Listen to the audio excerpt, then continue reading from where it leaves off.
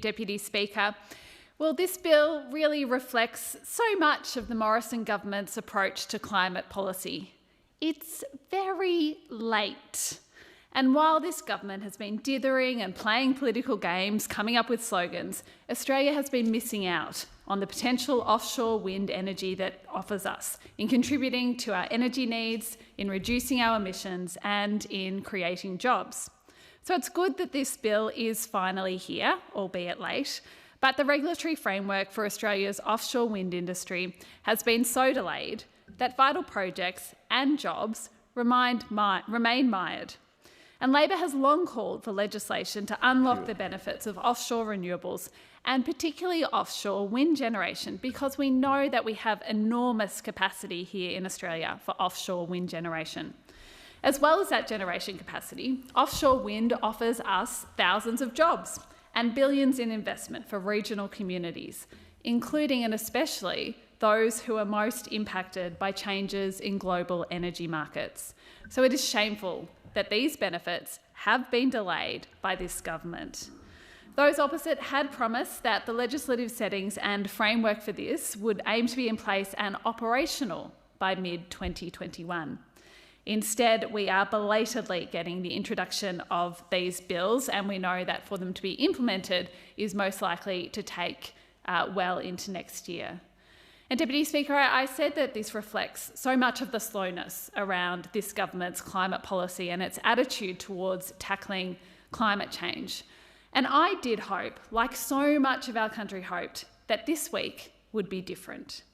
We thought that this was the end of the more than a decade-long climate war, the end of 8 years of inaction from this government, the end of slogan and spin, a result after all the bluster and noise that was coming out of the Nationals. Well, we were wrong. Let's be very clear about what we got out of the Prime Minister's big climate reveal yesterday. It was not a plan. It had no ambition. We got a pamphlet and we got some slides, not a plan. No legislated target, none of the increased ambition we need to avoid catastrophic warming. I do admit there was one new part in yesterday's climate reveal. We did get some new slogans, and we do know that this is a Prime Minister who loves a good slogan. And in fact, that's all this Prime Minister thinks it takes. He has no interest in grabbing hold of the jobs and the industries and the potential of the future, of grabbing hold of the action that we need to take and making sure that our entire country benefits from it. He has no genuine commitment to net zero and the action we need to take to avoid catastrophic warming. And in fact, how can he have any sort of genuine commitment? When you look around him, when you look at the balance he's trying to bring, the coalition he's trying to stitch together, his own Deputy Prime Minister has said he doesn't believe in net zero. That's the Deputy Prime Minister who is going to be in charge when the Prime Minister takes off for Glasgow tomorrow. And in fact, we've just heard in estimates questioning that this government has not had Treasury do any modelling on the economic costs or benefits of net zero by 2050, or indeed any modelling of climate change-related impacts on the Australian economy. None at all. Now that says everything you need to know about the Prime Minister's commitment, about his government's commitment to genuine action on climate change. They are just not serious, but this is serious. It has been too long. It has been a political game to this Prime Minister and his government for far too long. This is not a political game. Under this government, this country has wasted so much time, and we are now out of time to waste. Australia should be a renewable energy powerhouse. And of course, wind, including offshore wind, should be a big part of that. Just like solar, we should be a wind superpower. We do have one of the longest coastlines in the world. We have some of the best wind resources in the world. Anyone who's visited any of the coastlines down in Victoria, where I'm from, would know that we do have some very windy coastlines in our state. And across the country, we have more offshore wind resource than we could actually use to supply our domestic market. Recent research by Blue Economy indicates feasible wind resources of 2,223 gigawatts of capacity off Australia's coast. And in fact, our entire national energy market is around 55 gigawatts. So there's room for this offshore wind energy capacity, not just to help Australia, not just to help us with our energy needs, with our transition to renewable energy, but also to be an export for our country and for us to be able to help other countries as well as grow industries. Of course, because we're so late, the rest of the world has already moved on this. And in fact, it was UK Prime Minister Boris Johnson who said, in 10 years' time, offshore wind energy will be powering every home in the country. So in the UK, they already have the world's largest offshore wind generation capacity. And in October 2020, the UK government announced a target of 40 gigawatts of offshore wind capacity by 2030, up from its original 30 gigawatts by 2030 target. So the rest of the world is ahead of this government. Energy providers here in Australia are ahead of this government. They know the capacity that's there in our wind, offshore wind. They've just been waiting for this government to catch up and bring some legislation that allows them to harness that. There are more than 10 projects that have been waiting on the government to bring on this legislation so that they can get on with the job. And these projects have massive capability. Again, in my home state of Victoria, Star of the South, which will be off Gippsland, will produce enough energy to cover 20% of our state's current energy needs. That is huge. A single turn of an offshore wind turbine can provide as much energy as a whole day's worth of rooftop solar.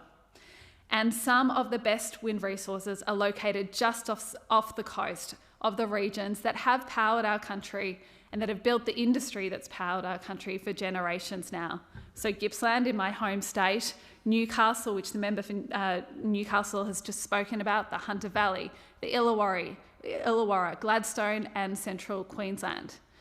And these regions have all the things that support this offshore wind generation. They have the strong electricity grid infrastructure. They have the ports, the railways, and they have the populations for new energy and new industry. And it is striking that the proposals for offshore wind that we're seeing come forward in this country, the proposal that is just ready there to be unlocked once this government gets its act into gear, are in our traditional energy regions because of this strong connection they have to the electricity grid, because of the infrastructure they already have in place. So it's these communities and these workers that have the most to gain from a thriving offshore wind energy industry. They will create the energy that will benefit all of Australia, but they will create the jobs that will benefit the regions and all of Australia as well. You know, it's not just putting in place offshore wind infrastructure. It's the turbines that need maintenance. It's the network of ships and the ports that are required for that maintenance. And so from a government that likes to talk up technology, not taxes, it's really disappointing to think that we've had to wait so long for this legislation that allows us to unlock all of that potential. So Labor does support this legislation and its aims. The bill establishes a regulatory framework for electricity infrastructure in the Commonwealth offshore area. It allows the construction, installation, commissioning, operation, maintenance and decommissioning of offshore wind and other electricity infrastructure. It allows the Energy Minister to declare a certain area as suitable for offshore electricity infrastructure, and it establishes licence schemes for offshore electricity activities. As I said, Labor supports these aims.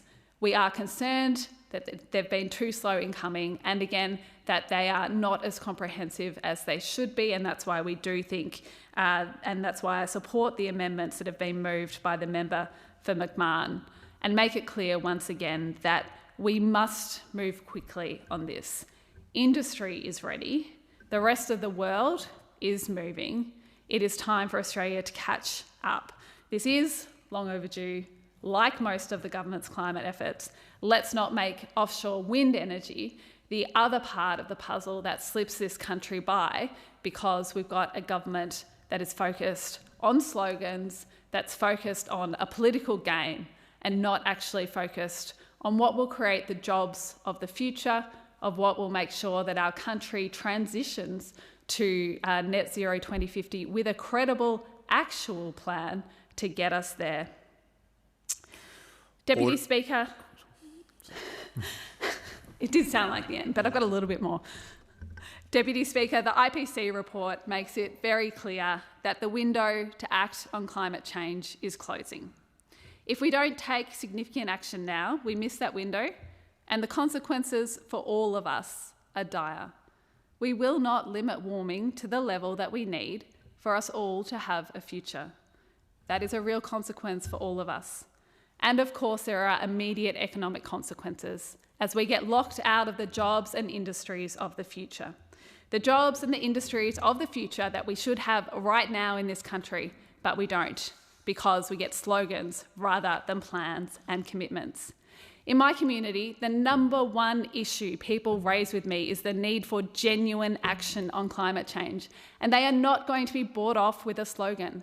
They are very clear that this country needs to transition. It needs to transition with jobs, with industries of the future, and it needs to transition so that we keep warming within acceptable levels for us all to have a future. We still haven't seen the plan, the commitment from this Prime Minister and this government that allows my community and the rest of Australia to be assured that that's where we're heading. In contrast, of course, Labor is very clear that we are committed to net zero by 2050. No quibblers on our side. No one who accepts a party room decision but actually tells the media they don't back it. We have plans in place. We have a new energy apprenticeship program to train 10,000 young people for the energy jobs of the future. We want to make electric vehicles cheaper by cutting import and fringe benefit taxes and develop Australia's first national electric vehicle strategy. We want to invest in community batteries. We want to fix and modernise the electricity grid with $20 billion to rewire the country. We know that you don't just do this work with a pamphlet. You do this work with commitment, with thoroughness, with the policies that back it up. And we continually fail to get those policies, to get that commitment from those on the other side. We don't have more time for political posturing, for political games, for slogans. It is time for action, and I say to my community that I continue to hear your voices on this. I know you're not satisfied with what's come out of this government this week. I will keep fighting for our country to do more, to do what we have to do to tackle climate change and get us all the future we deserve.